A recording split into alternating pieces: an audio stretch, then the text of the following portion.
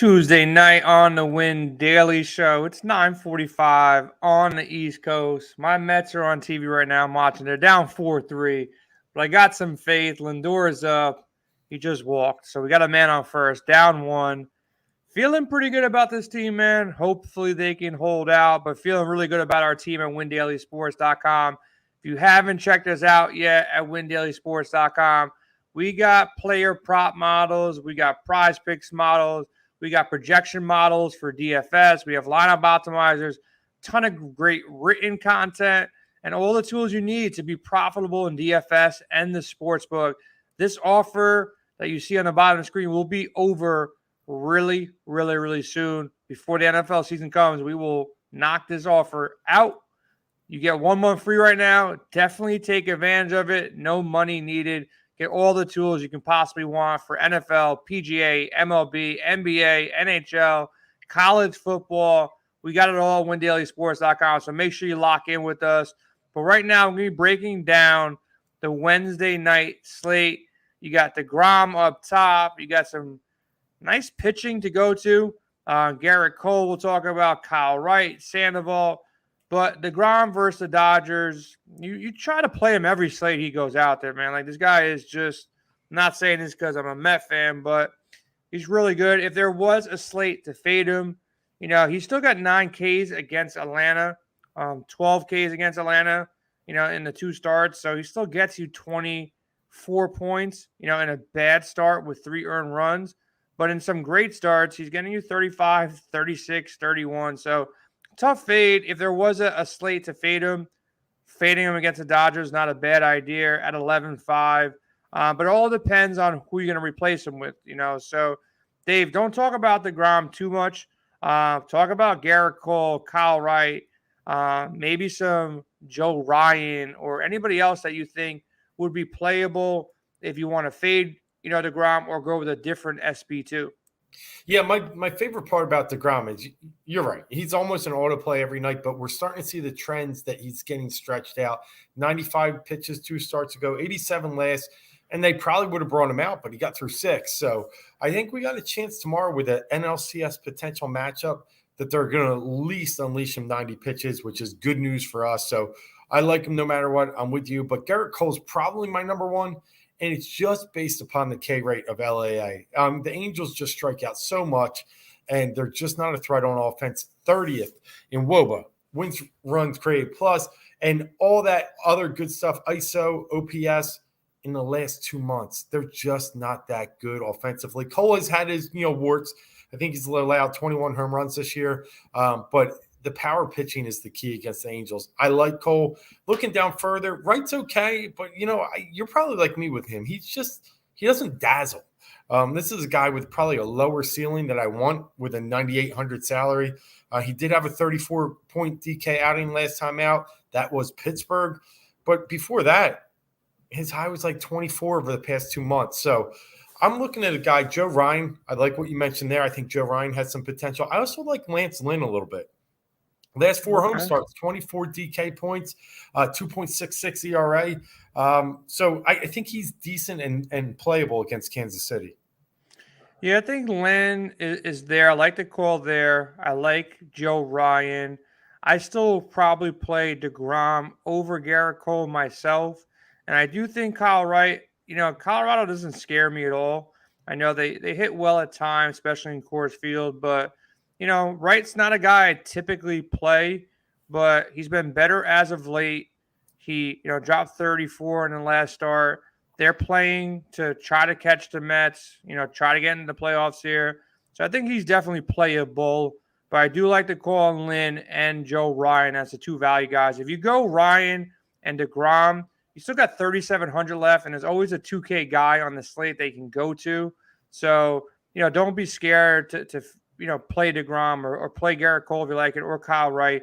But I do think I have Ryan slightly ahead of Lynn, but I think Lynn will also be in a good spot for a slight discount there. So that's the pitching. Maybe if you want to take a shot and just get different and get cute, James Cap, he can probably get you 12 to 15. He's in play. I think Falter's in play right above him too. Yeah, going against Atlanta, like I really don't target Atlanta much.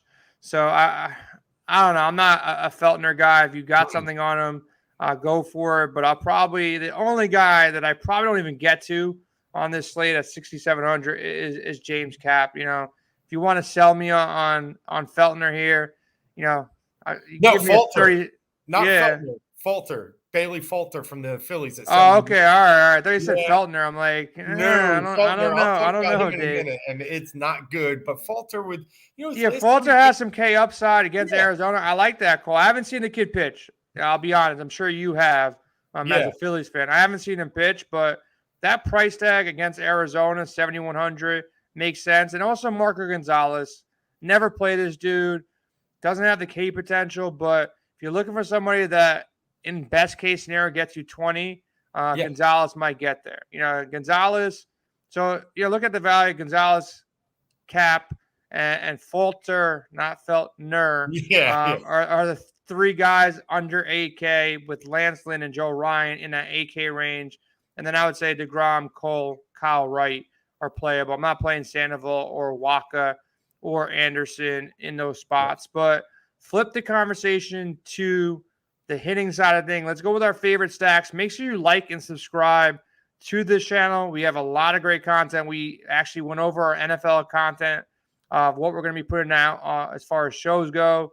Not only will we have a college football show every Friday night, which will be a massive edge for all of our listeners, we're going to be doing shows leading up to Sunday Night Football, Monday Night Football, Thursday Night Football. We'll also have a midweek show on Wednesday night. We're going to be doing our NFL DraftCast. That's going to be covering DFS lineups and betting props for the main slate on Sunday. And then Sunday mornings, of course, our flagship show, right before lock. We're going to be doing an hour show answering any questions that you may have. But if you have questions, make sure you log into windailysports.com and go to our expert chat on Discord. That's the place you want to be asking questions about lineups and also your season-long projection. So if you're doing your season-long drafts right now for NFL, make sure you hop over to windailysports.com as well. We got our rankings up. But Dave, stacks for Wednesday. Who is your top stack? It's Atlanta. So we get right into the Feltner talk. But So you don't like Feltner. I get it. No. I get it. I mean, there's a lot of reasons to not like Feltner, right? But his ERA on the road, looking at that, is higher than his normal ERA. And that's weird because usually at Coors they have a more inflated ERA, but he's worse on the road, 6.19. He's faced Atlanta once, let up 6 runs in 3 innings for an 18 ERA. And he's just not very good. So I would like Atlanta the most. My second is the White Sox. It's been talked about from year to year, but White Sox against lefties, very profitable. They're going against Chris Bubik, who's been kind of on a cold streak lately. Chicago's number 2 batting average against lefties this year, batting 276. Number 1 in OB on base percentage, number 5 in WOBA. So they're solid against lefties. So I look at Atlanta and White Sox as my top 2, 1A, 1B. I'm going to cheat real quick before you name this guy for the home run. I've been cold on my home runs, but I get the teams right. They go out there and score a bunch of runs. Everybody hits a home run but the guy I pick. But I'm going to go Julio Rodriguez as my first home run guy. He's pretty much hit a home run, 2 times in the last 5 days. I do like Seattle as well. 10 for his last 43, 2 home runs. He's got the pop. He's got the big contract. So I'm going to go Julio Rodriguez versus lefty. Seattle's playing for playoffs as well, man. So they got, a team that they trot out every single day that is fighting. So I like that. I like the young kids. So I'm going to go Julio Rodriguez. I like a Seattle stack too. It's hard to get Seattle right, but when you get them right, they pay off because nobody has them. Nobody goes out there and stacks Seattle on purpose. So they're always under-owned, and they got the lineup to go out there and potentially do some damage here. They get a nice matchup against Alexander. So I like them as a stack. Also, sneaky, Anderson he doesn't really give up much, and the Dodgers bullpen is solid. But I think that the Mets can get to Anderson potentially here. That's going to be like an under-owned stack. I think you nailed it with Chicago. They're going to be under-owned. Thoughts, though, on your Phillies? They have Tommy Henry. I don't know much about this guy. I know he's pitched, 4 or 5 times. He must have some pedigree. He's been pretty clean so far. Do you like the Phillies at all against a lefty here? I do. I mean, the Phillies are pretty decent against lefties. Even when you look at the lineup, when you got heavy lefties with Schwarber and Harper, they hit them well. So I think there's a potential here, especially coming off a game. They're facing Gallen tonight, very tough pitcher. I think they could get a little reprieve. They scored 7 last night against Bumgarner, who was a lefty. I think they could be a good sneaky snack as you stack, not snack. You're hungry, aren't you? You're hungry. Yeah. You're hungry from Feltner, bro. That's what you are. Yeah, but no, I'm with you. I think Tommy Henry, you're right. He slid by only 19 Ks. And what's he pitched? 27 innings. He's just not, he's a guy that's hittable. So I think they can take advantage of that. Yeah, so another team, I'll mention it, is the Toronto Blue Jays. They're playing at home. They're fighting. They're going against the Cubs. They're going to get a guy named Farrell who's not going to be, in this game for long. I think he's a reliever. Maybe he goes 2 innings, 3 innings, 4 innings max. This is a guy that we can attack and get a Chicago bullpen for most of the game here for Toronto. So I think Toronto's going to be in a great spot. And Dave, I'm going to go George Springer. I was going to go Vladdy, and he probably Vladdy does got home one tonight. He probably home runs on Wednesday, and I probably second-guessed myself. But in the last second, I say, you know what? Springer's been a little bit hotter than Vlad as of late. So let's go with a hot bat. 16 for his last 37. Only 1 home run here. Think he breaks out for another home run on Wednesday. So I'm going to go Springer as my second home run prop. You got 2 guys left, so I'm going to watch this Met game. Bottom to 8th now. They're still down 4-3. So we need some fireworks here late against a tough Dodgers bullpen. But who's your 2 home run props for tomorrow? Can I cheat? Can I go just it's a game starting at 6:40? Because, Go it's all Go for it. Listen, Goldschmidt, I got it. I know you used him and had the magic touch that one time, but Mike Minor, we've talked about it in the past. The guy has led up 20-plus home runs on the season. Goldschmidt has 3 in his career off Mike Minor. So does Tyler O'Neill. But out of anyone, Goldschmidt hits over 400 against lefties this year. Let me go with Goldschmidt. And they're coming off only scoring 1 tonight against, a Dunn and a bunch of relievers for the Reds. I think they're going to be fired up. It was hot out in Cincinnati. I'll go Goldschmidt tomorrow, and I'm going to add Salvi Perez as my other one. Liked him a little tonight, got a little too scared to do it, and he hit one. He's hit 2 in his last 7. He's batting close to 500 in the last 7 games, and he has some career good numbers off tomorrow's star Lance Lynn. As much as I kind of like Lance Lynn as a middle-of-the-road guy, we could still get some value with Perez. I think last time I checked, he's 3 for 3 tonight. So, again, guy that's hot. We always look at home run props as look at a pitcher that lets up homers. Well, we checked the box. Lance Lynn has let up 15. Perez has 2 off him, and he's hot. He's banging 500 in the last 7. So, I'll go Salvi Perez as my other. With Minor pitching on Wednesday, yeah, like I would feel safe to bet Tyler O'Neill, Nolan Arenado, Pujols, whoever's starting from the right side against Cincinnati, and Mike Minor, you're probably going to see at least 3 or 4 home runs from the Cardinals. So don't be scared to bet a couple of these. I love all the total base props on anybody in the top of this lineup. Maybe not Yachty, but anybody from the right side, top of the lineup, 1 through 6, 1 through 5, 1 through 7, probably does their thing tomorrow. It's probably the best matchup on the board. Anytime I like Cincinnati more than Coors Field as far as my stacks goes. Too bad, it's a 640 game, so it's not on the main slate. But attack Minor, attack with Cardinals righties, and you'll probably see at least 3 home runs tomorrow out of St. Louis. So I love that call. You did press the cheat code button. Who's your second guy that you had? Who do you have for your second guy again? Just remind me. Salvador Perez. Okay, going against Lance Lynn, a guy that you like. So yeah, that's a gutsy call right there. I like that call. Anybody ever have any questions for us, make sure you hit us up at WinDailySports.com, WinDailySports on Twitter. Dave put out a great article covering futures bets too. So if you're into futures bets, lock that. And I made my first NFL bet of the season so far. I love Allen Robinson. All right, so I love him. I bet his futures prop over, I think, 825. I got it a couple weeks ago. But I went out and hit the first game. Caesars put up at 56.5 receiving yards for the first game. I saw Sticks mention something that he liked Robinson in that game. I think he got him over like 80 yards receiving. That's all I needed to hear.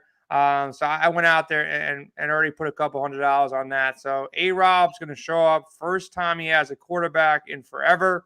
And he's going to go out there and have a big game. I think they hit him up with target. And they're going against Buffalo. So it's not like a game where the Rams just roll over whatever team they're facing. This is going to be a back and forth affair. He's a number 2 wide receiver. Everybody's going to be looking at Kupp. And I think they're both going to be 1,000-yard receivers this year if everybody stays healthy, Stafford included. And I see a big game for A-Rob week 1, over 56.5 yards. That probably goes up, I would assume, by game time. I love it. I mean, the Bills often, I think, play man-to-man too. And, it's a 4-quarter game. So, playing against an opponent like that. A little worried about Stafford, but not much with Robinson from the potential that he's not a guy that's going to go long much. He's a guy that's going to eat up those yards in the middle, get the short routes, kind of like Kupp. So I'm with you. I think that's a great bet, especially over the total yards. He's good after the catch. Yeah. So let's go out and do it. If you want to lay the bet now, Caesar's the only one who has it up yet. So I locked it in. If I see it anywhere lower than 56.5, I'll probably throw a couple more dollars on there. We'll have a ton of prop bets, ton of futures bet. Dave, you want to give one out before we leave? Your article is up. One bet that you like that you already put down on yourself. Yeah, so I did talk about it on Twitter and talk about the Ravens. I'll give my other kind of, there's a lot of volatility in the NFL. As we always talk about year to year, you can always project maybe 50% of the remaining teams make the playoffs. One I do like that I'll say won't make the playoffs next year, the Las Vegas Raiders. As much as they were a great story, but and they've added pieces. What's the line on that not making the playoffs for the Raiders? They're actually they're plus 100 to be under 8.5 wins, and that's enough for me. I think they're the last place team in that division. I do believe a little bit in what Denver did. And I also believe the Chargers and Chiefs are still there and better than the Raiders. So I think they were 7-1 in games decided by 6 points or less. Mm-hmm. I can't see that happening again. So I think the Raiders under their win total is one of the stronger plays as well. Yeah, a lot of people like that. A lot of sharps are off the Raiders this year. A lot of them are on the Broncos this year. Very tough division. Everybody loves the Chargers. I think 70% of the world still think the Chiefs are good. 30% want to go out on a limb and say they're not going to be as good. How bad will they be without Tyreek, aging Mahomes, all that? So interesting year. It's an exciting time. A couple bets are coming through, flowing through. And we're, less or a little bit over a week before we see, week 1 NFL football. So pretty cool stuff. We'll be on SiriusXM this week, 5 to 7 p.m., both Saturday and Sunday. Also going to be stopping by on Monday, 9 to 11 a.m. We'll be on Sirius. So if you got SiriusXM, definitely check us out there. And then once football season's officially here, Dave, we'll be 5 to 8 every Saturday evening, East Coast time. So 3 hours straight of Win Daily, giving out winners. Dave, you got to stop by once we go to NFL Talk. So you'll be popping in there as well. So everybody have a good Wednesday. Hopefully the Mets steal one in the 9th. We have to go to the 9th now, so we'll see how that does. But everybody enjoy the rest of your night. Good luck in your games on Tuesday and on Wednesday. Finish strong this MLB season because NFL is right around the corner.